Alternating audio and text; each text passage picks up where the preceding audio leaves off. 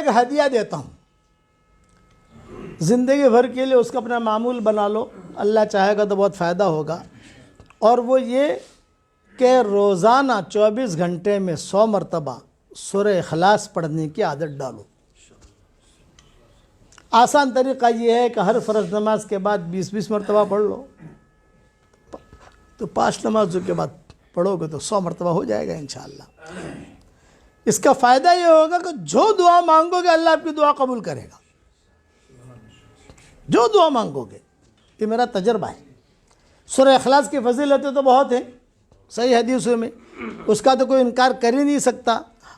بمبئی میں میرا بیان ہوتا تھا نواب مسجد میں، تو نواب مسجد میں بیان ہونے کے بعد میں نکلتا تھا تو ایک مرتبہ ایک لڑکی جو ہے وہ کھڑی ہوئی، اس نے کہا ابو جی، بھیڑ ہوتی تھی، انہوں نے کہا ابو جی میرے لیے دعا کر دو، پردے میں تھی۔ میں نے کہا کیا کروں بیٹا دعا تیرے لیے، کہ میری عمر 28 سال کی ہو گئی، اب تک جو ہے میرا رشتہ ہوا نہیں ہے، آپ دعا کرو۔ تو میں نے کہا کہ میں کروں گا دعا، لیکن بیٹا ایک وظیفہ بتاؤں تم کرو گی؟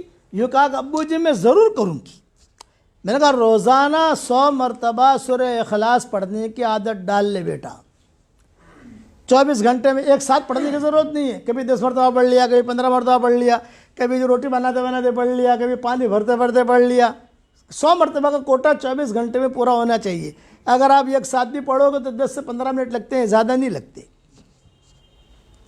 اس نے کہا ابو جی پڑھوں گی، لیکن مجھے ایک سوال کیا، ہر مرتبہ بسم اللہ الرحمن الرحیم پڑھوں؟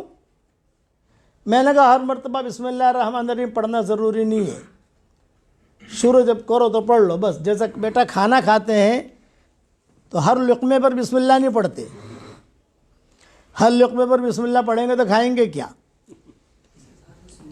یہ میں نے سمجھا اس کو، ہر لقمے پر اگر بسم اللہ الرحمن الرحیم پڑھیں گے تو کھائیں گے کیا؟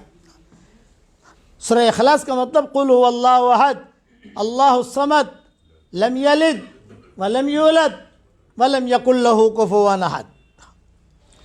خیر وہ جو ہے اس نے کہا کہ ٹھیک ہے، میرے ہاتھ میں، اچھا خدا کی شان، جب میں باتیں کر رہا تھا تو میرے ہاتھ میں تسبیح تھی، میری تسبیح۔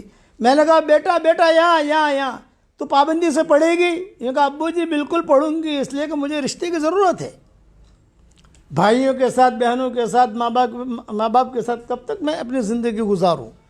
میں چاہتی ہوں کہ کہیں میرا ڈھنگ کا رشتہ ہو جائے۔ تو میں نے کہا یہ جو میں نے تجھے وظیفہ بتایا ہے یہ جاندار، شاندار، مالدار وظیفہ ہے،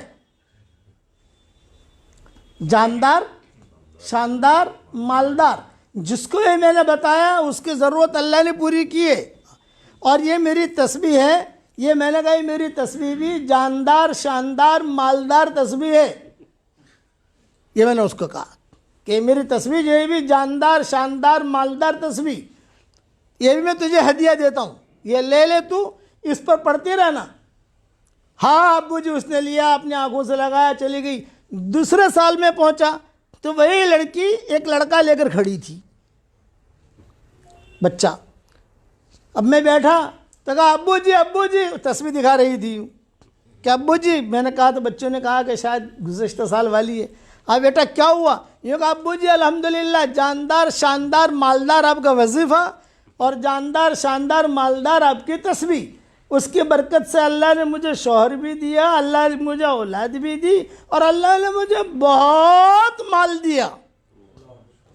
تو میں نے کہا دیکھ بیٹا یہ اللہ نے مال دیا ہے تو اس کا اسٹاک مت کرنا، اسٹاک کرے گی تو اسٹاپ ہو جائے گا،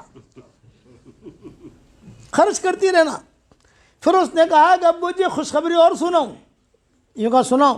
یہ کہا میرے محلے میں، بمبئی میں کئی جگہ پر رشتہ دار ہیں، سہیلیاں ہیں، وہ میرے پاس آتی تھی اور کہتی تھی کہ ارے حلیمہ، اس کا نام حلیمہ تھا، ارے حلیمہ تو اتنی اسمارٹ نہیں ہے، تیری شادی کیسے ہو گئی؟ ہم تو کتنی اسمارٹ ہیں، ہماری شادیاں نہیں ہوتی۔ تو میں کہتی تھی جاندار، شاندار، مالدار۔ پھر اپنا جو قصہ سناتی تھی، میں روزانہ یہ 100 مرتبہ سورہ اخلاص پڑھتی ہوں، لے تو بھی پڑھ۔ تو ابو جی کئی لڑکیوں کی شادیاں ہو گئی، یہ فضیلت ہے اس کی۔ اب یہ میرا ہاتھ میں جو تصویر ہے جاندار، شاندار، مالدار، یہ ہمارے سرفراز کو دے رہا ہوں۔